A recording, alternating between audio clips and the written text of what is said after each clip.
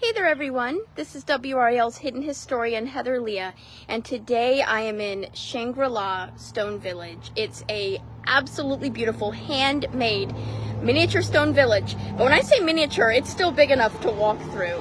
And I'm hoping that I will be able to keep signal out here because I am in rural North Carolina. Last time I came out here I wasn't able to hold a live signal. So I'm gonna try, because I'm out here again to do another story and I really would love to show it to you. So without further ado, I'll go ahead and turn around the camera. And again, if it cuts off, I am sorry, but I hope that you'll be able to see at least some of it today. There is a story and a podcast on WRAL.com with more photos and information if I am cut off.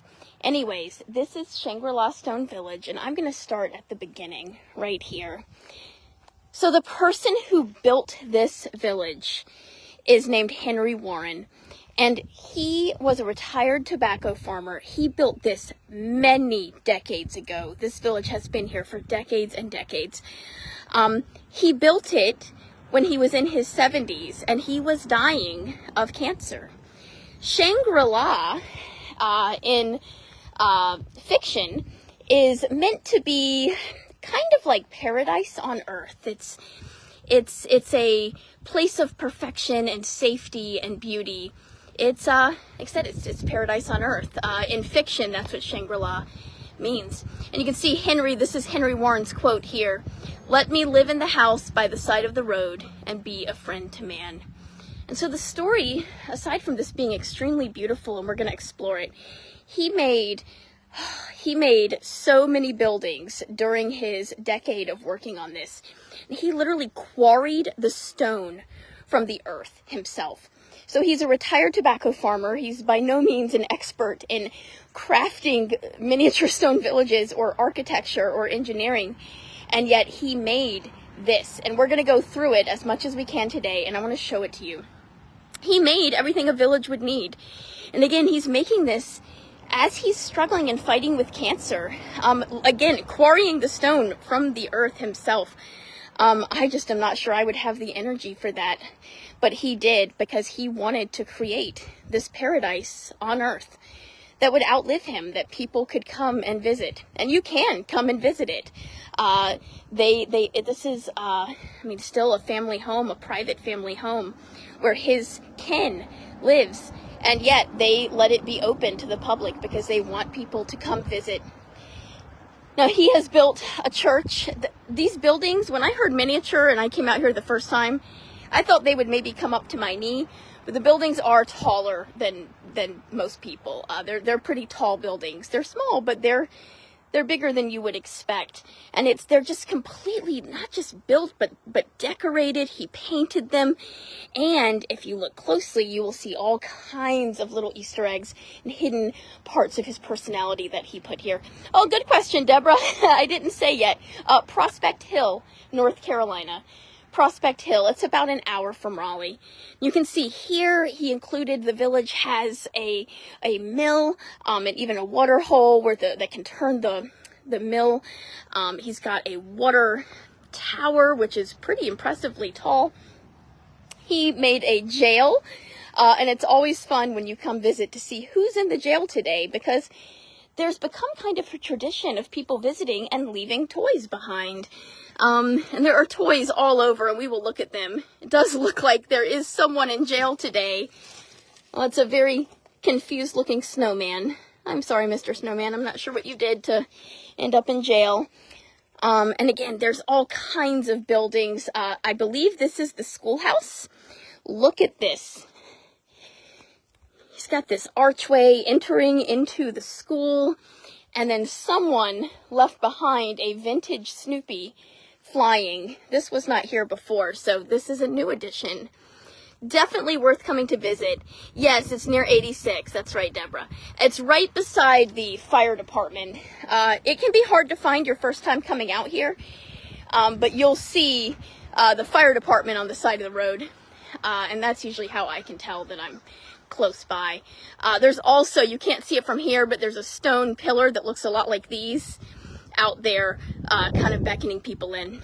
So we're going to walk into the village a little more. And he's got all these little additions, like little chairs where people could sit.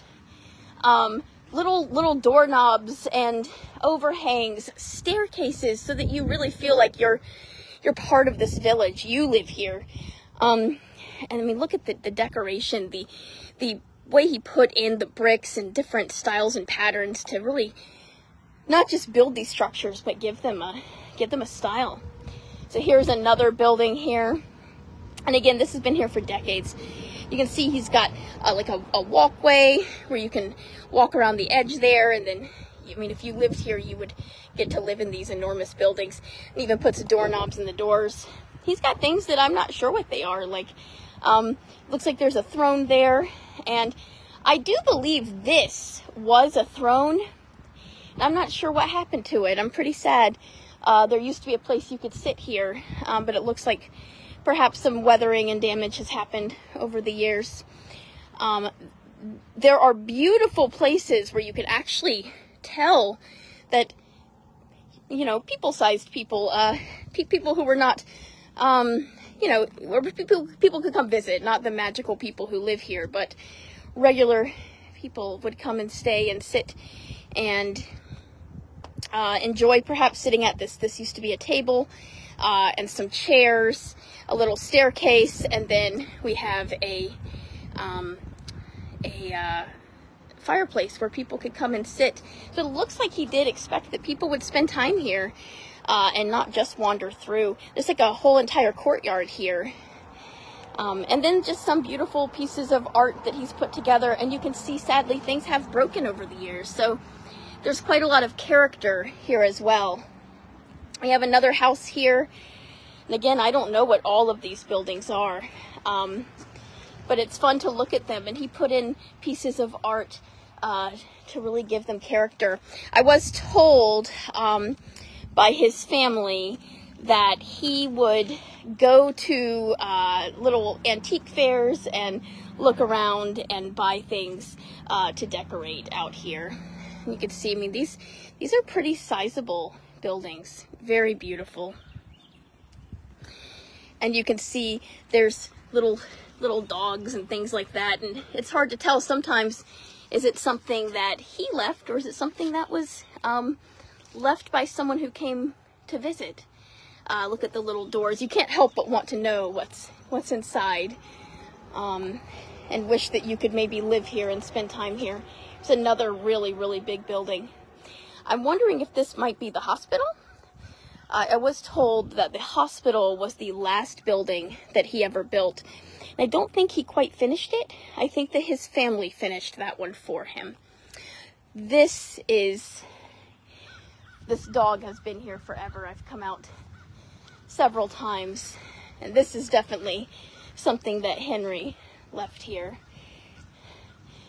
So you can see he's got all sorts of little decorations, and the sizes don't have to match, right? This would be an enormous dog to live in such a village, and quite an enormous headless chicken. But they didn't have to match. It was a place of whimsy and magic and fun, and it still is. And it's a place where he wanted people to come and visit, and for decades people have come and continued to visit. Looks like somebody left a kindness rock. Let's take a look at it. Oh, look at this. In loving memory of Jared White, maybe. So I didn't even think about that, but people come out here and leave memorials to loved ones. What a beautiful idea. And that's sort of what Shangri-La is meant to be. A place where you can come and feel the magic. You can see lots of people have left toys. This is very common. You will find toys hiding all over this village. They're the ones that live here now. The toys. Looks like this has become a popular place for the toys to go. But yes, it's meant to be, I mean, again, it's Shangri-La. Henry meant for it to be a place that people could visit and, you know, feel at peace. It's Shangri-La. It's meant to be, it's Henry's paradise, but it's a paradise he wanted to share with his neighbors and with people. We're just going to walk through the village from, beginning to end here, so you can really just get a sense of the size and the scope as we walk through. And again, if you want more of the history and details on this village, there is a story on WRAL.com. I will put a link in the comments so that you're able to see it if you want to. But let's just take a walk through and appreciate that there was a man decades ago who built this, and it's still here, this little paradise on earth. When you come here, you can feel how special it is. You can feel the magic. And that as he was fighting a terminal illness, he was building this to be a place that he could enjoy, but also a place that people could enjoy for decades and decades after he was gone. And again, it's only about an hour away from Raleigh. You first saw it 50 years ago, John Wilkerson. I would have loved to have seen it when it was much newer, though it has held up wonderfully. His family, of course, it shows the love of his family as well, to continue caring for it and making sure that it remains a paradise that people can visit. And to give you a sense of the size of these buildings, most of them are maybe 4 to 8 feet tall, depending on the size. The church is very tall. Now, there is more. The village ends here, but you can see that he also decorated his yard. There's a beautiful seating area over there that's built of stone, and a bird bath. And most importantly, I know that over here, there's the sign, welcome, feel free to tour Shangri-La, Henry's quote, and that donkey that you see every time you come, and he seems to be carrying some minions with him today. And if you go down here, there's one last piece that I think is very important in a paradise. By the way, here's a swimming pool. This isn't the piece that I think is important in a paradise, but it probably is important to a lot of people. But down here, there's a visitor's journal. So you can record that you came. I've written in this myself to share my memories of my days coming. And I've made many memories here with loved ones and family. And people leave their thank yous to Henry and share about how special their day was and the memory that they've made decades later visiting Shangri-La, paradise on earth, built by a man. And what he wanted, we'll close with his words once again, because I think that's the message of Shangri-La. Let me live in a house by the side of the road and be a friend to man. And he has continued to be a friend to man for many, many decades. Thank you for watching Hidden History with me today and exploring Shangri-La, listening to the story again. The full story is on WRAL.com. I'll put a link in the comments if you want to see it. There's also a podcast, so you can learn more about it there. But thank you for exploring with me today. See you next time for more Hidden History. Bye.